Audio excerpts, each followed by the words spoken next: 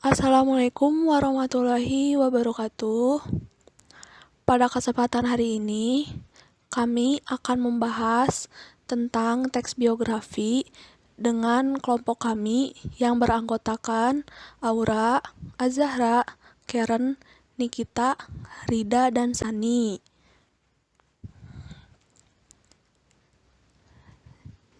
Jadi, teks biografi ini memiliki definisi yaitu teks yang berisikan tentang cerita suatu tokoh dalam mengarungi kehidupannya, baik berupa masalahnya ataupun kelebihannya, yang ditulis oleh seseorang agar tokoh tersebut dapat diteladani banyak orang.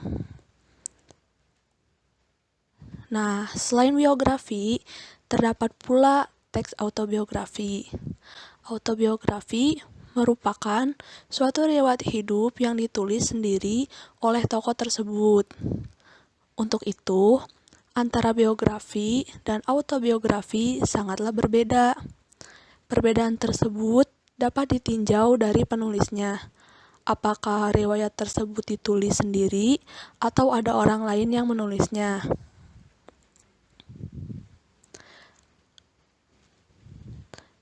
Teks biografi memiliki 3 struktur.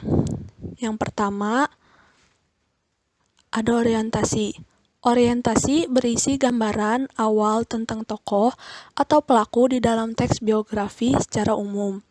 Dengan kata lain, orientasi berisi informasi mengenai latar belakang kisah atau peristiwa yang akan diceritakan selanjutnya untuk membantu pendengar atau pembaca.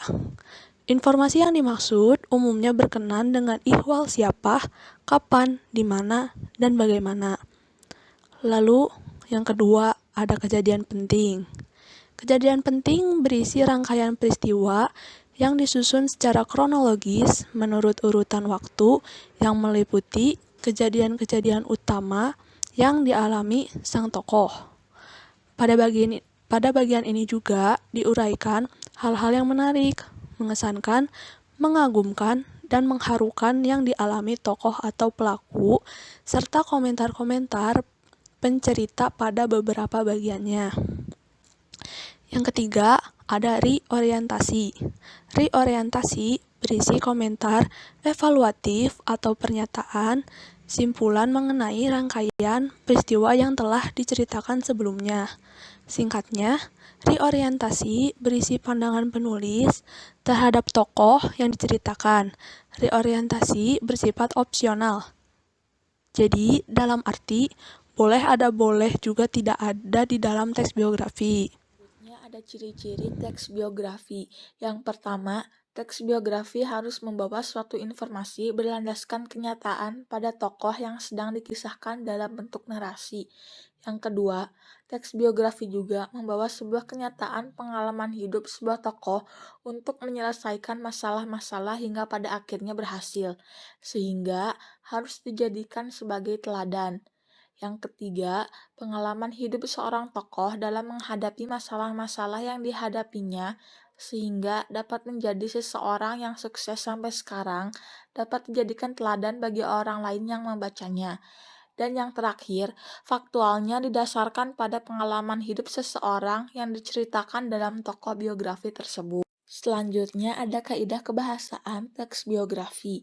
Yang pertama, menggunakan kata ganti orang pertama atau jamak, di mana penulis bertindak sebagai juru cerita secara objektif. Yang kedua, ada kata kerja tindakan yang digunakan untuk menjelaskan perbuatan fisik yang dilakukan tokoh. Contohnya, menulis, melakukan, berdagang, dan lain sebagainya. Yang ketiga, ada kata deskriptif yang digunakan untuk memberikan informasi secara terperinci mengenai sifat tokoh. Contohnya, gigih, berani, kreatif, dan lain sebagainya. Yang keempat, menggunakan kata kerja pasif yang ditujukan untuk menjelaskan peristiwa yang dialami tokoh sebagai subjek yang diceritakan. Contohnya, dicintai, diberi, dihormati, dan sebagainya. Yang kelima, menggunakan kata kerja mental yang digunakan untuk penggambaran peran tokoh.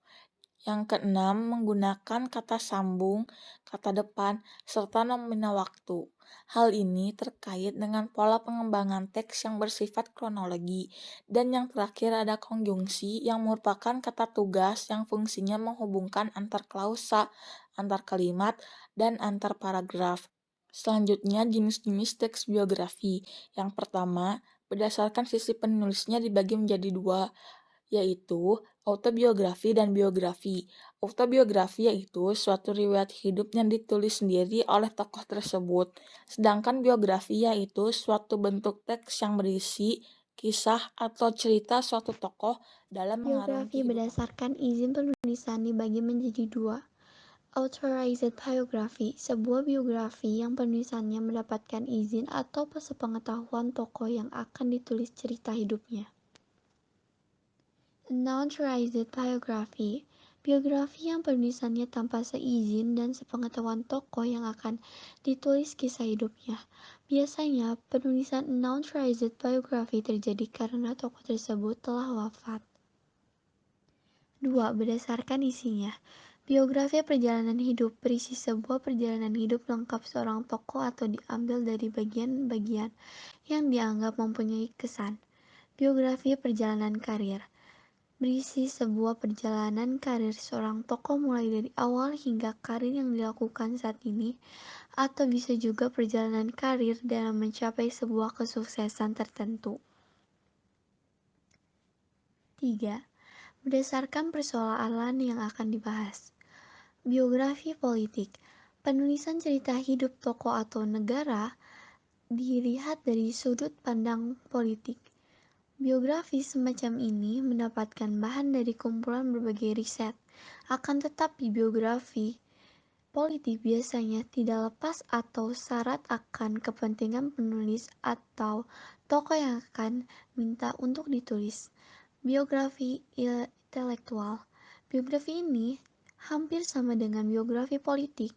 Persamaannya yaitu kumpulan bahan yang didapatkan dari berbagai riset, namun penulisannya dituangkan dalam gaya bahasa ilmiah. Berdasarkan jurnalistik, sebuah biografi yang penulisannya didapatkan dari hasil wawancara dengan tokoh yang akan ditulis atau tokoh yang menjadi rujukan sebagai bahan pendukung cerita. 4. Berdasarkan penerbit. Buku sendiri, sebuah biografi tokoh yang dijadikan buku atau penerbit dengan biaya produksi mulai dari penulisan, percetakan, dan pemasaran ditanggung sendiri. Penulisan biografi ini bertujuan untuk laku dijual di pasaran atau mendapatkan perhatian publik. Buku subsidi. Penulisan biografi tokoh yang biaya produksinya ditanggung oleh sponsor. Biasanya biografi seperti ini jika dilihat dari segi komersil tidak akan laku, ataupun jika laku harga jualnya terlalu tinggi sehingga tidak terjangkau.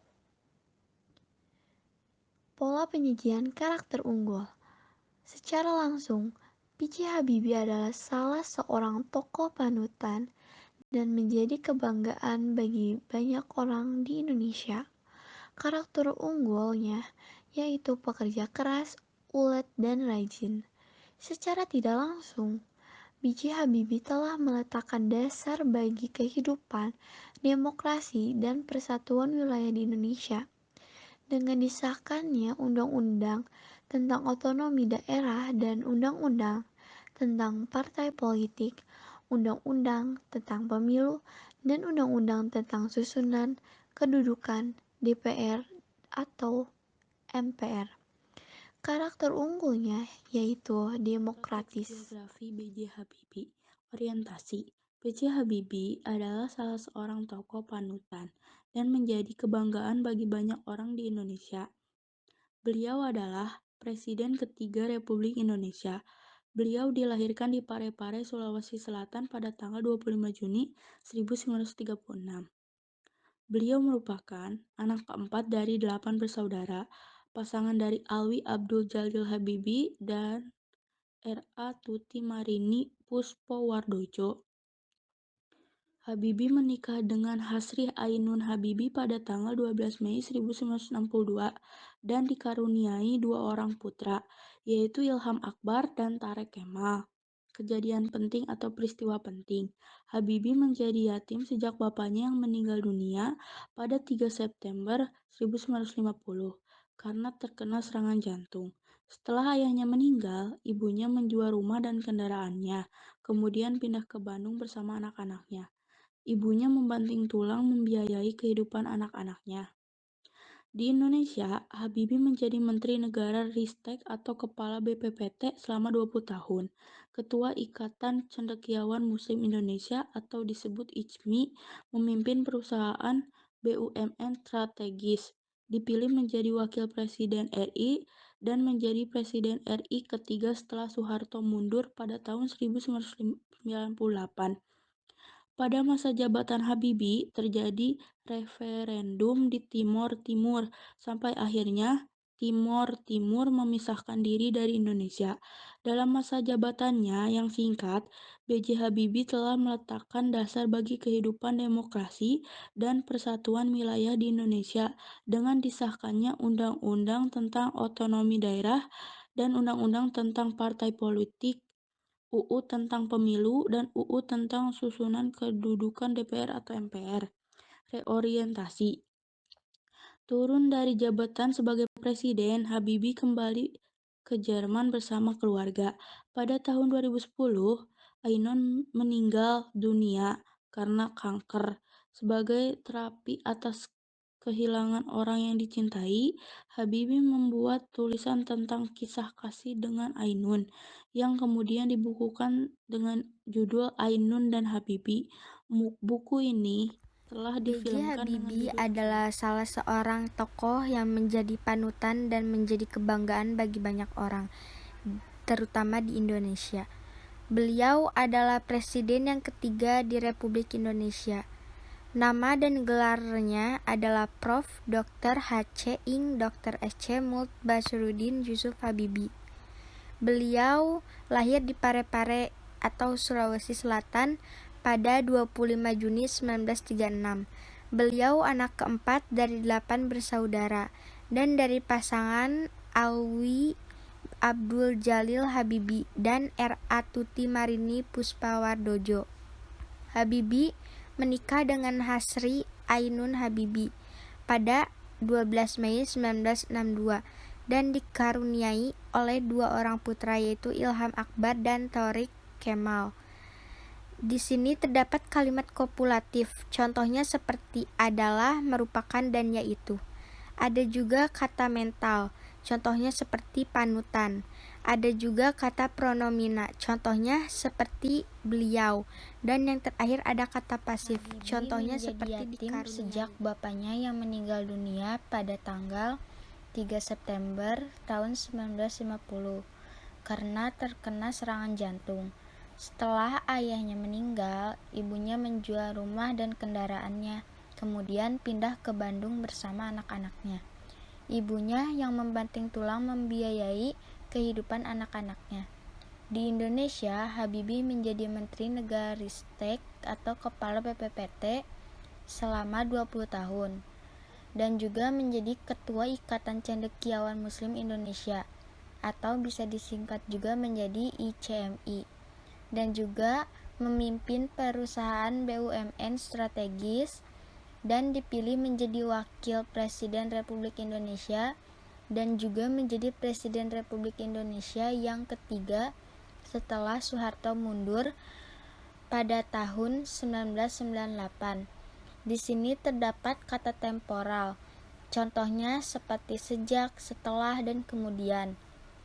Ada juga kata verba tindakan, contohnya seperti menjual dan membanting tulang membiayai. Ada juga pasif, contohnya seperti dipilih. Dan yang terakhir ada juga mental, yang contohnya seperti terkena. Pada masa jabatan Habibie, terjadi referendum di Timor Timur. Sampai akhirnya Timor Timur memisahkan diri dari Indonesia. Dalam masa jabatannya yang singkat, B.J. Habibie telah meletakkan dasar bagi kehidupan demokrasi dan persatuan wilayah di Indonesia dengan disahkannya Undang-Undang tentang Otonomi Daerah dan juga Undang-Undang tentang Partai Politik, Undang-Undang tentang Pemilu, dan Undang-Undang tentang Susunan Kedudukan DPR atau MPR. Turun dari jabatan sebagai presiden, Habibie kembali ke Jerman bersama keluarga. Pada tahun 2010, Ainun meninggal dunia karena kanker. Sebagai terapi atas kehilangan orang yang dicintai, Habibie membuat tulisan tentang kisah kasih dengan Ainun, yang kemudian dibukukan dengan judul Ainun dan Habibie. Buku ini telah difilmkan dengan judul yang sama. Di sini ada temporal, contohnya seperti pada masa, sampai akhirnya, dan juga kemudian. Ada juga tindakan yang contohnya seperti memisahkan dan meletakkan. Dan yang terakhir ada pasif, contohnya disahkannya dan difilmkan. Sekian dari kelompok kami. Terima kasih. Wassalamualaikum warahmatullahi wabarakatuh. Assalamualaikum warahmatullahi wabarakatuh. Pada kesempatan hari ini, kami